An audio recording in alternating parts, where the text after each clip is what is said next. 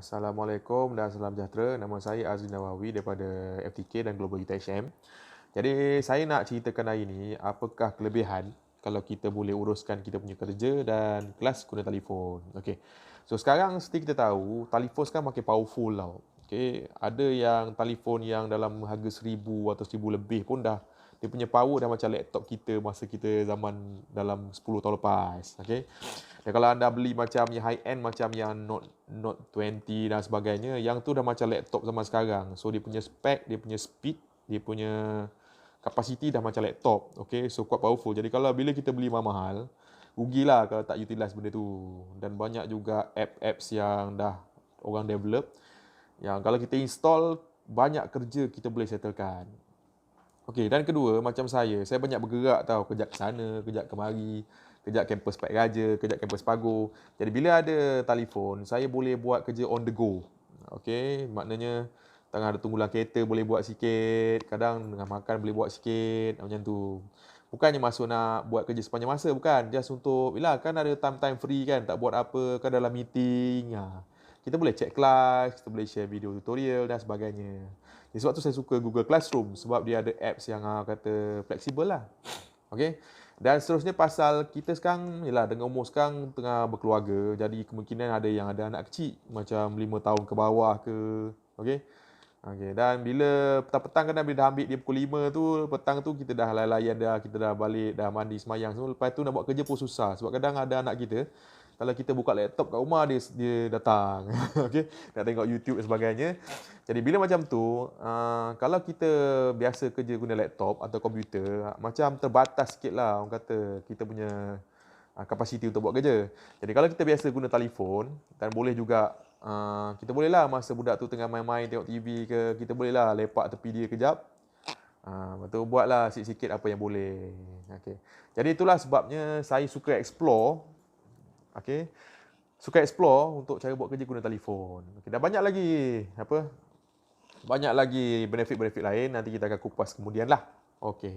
Dekat Google Classroom tadi Okey. Jadi Google Classroom, okey, bila kita dah letak assignment kan, bila banyak, kita boleh himpunkan lah. Okey, yang ni kena tengok kursus Dr. Fiz lah. Okey, dia ada classwork ni. Classwork ni kita boleh himpunkan itu punya nota dan juga setiap soalan.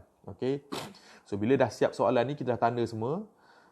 Bila semua dah tanda, okey, betul siapa yang tak hantar kita dapat tangkap. Faham macam ni kan, missing. Tak budak ni tak hantar lah maksudnya. Kadang-kadang dia not ada yang assign macam ni kan ni. Ni. Maksudnya budak ni tak hantar lagi. Kadang-kadang bila terlalu banyak dia tak hantar, kena tanya dia lah ada masalah ke apa benda. Sebab kita dah kata kan, siapa hantar dalam minggu ni dikira hadir. Macam tu. Okey. Dia nampak lah orang kata nilai-nilai kemanusiaan tu ada kat situ. Okey. Dan kita juga sebenarnya style akademik dia agak sibuk banyak benda lah. Jadi bila ada sistem macam ni, dah boleh guna telefon, dia jadi macam kita punya second personal assistant. Okay, personal assistant. Okay.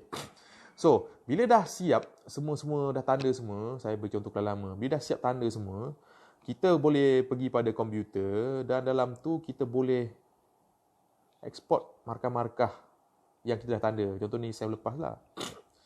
Ni dah hilang semua sebabnya dah new assignment. Dah hilang. Okay, ni lah. Tanda-tanda lah. Okay, so nampak. Okay, so boleh nampak lah markah-markah dia. Dan kalau dan bila untuk ujung SEM nak uruskan SAS dan sebagainya, kita kena pergi pada laptop dan komputer dan kita boleh export markah tu. Dan SAS pula memang terpaksa guna komputer lah. Kalau SAS TCRS terpaksa guna komputer. Okay. Okay.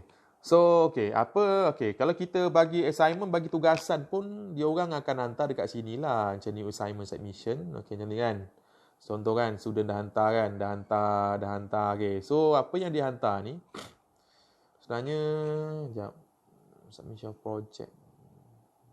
Sekejap dah hilang semua. Okay. So, apa yang dia dah hantar ni, akan di-save dekat kita punya Google Classroom lah. Jadi, tak hilang benarnya. Jadi, nak buat file PMP pun mudah.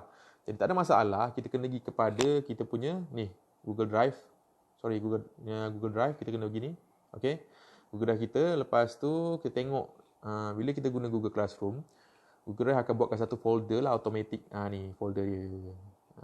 Untuk kelas kita lah. Jadi sebarang assignment dan sebarang nota yang kita letak, semuanya akan save automatic dekat Google Drive kita. Sebagai contoh, saya buka yang sem lepas kot. Ni, sem lepas ni folder yang tadi kan. Tengok balik. Okey, sem lepas. So, setiap assignment saya bagi, memang dia akan ada lah. Dia punya ni.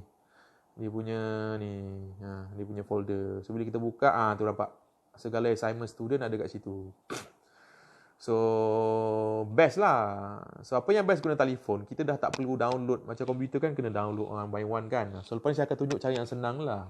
Macam ni kan memang dah mudah. Bila kita klik, terus terbuka. Kan? Kita buka. Dan kita boleh tanda on the spot lah.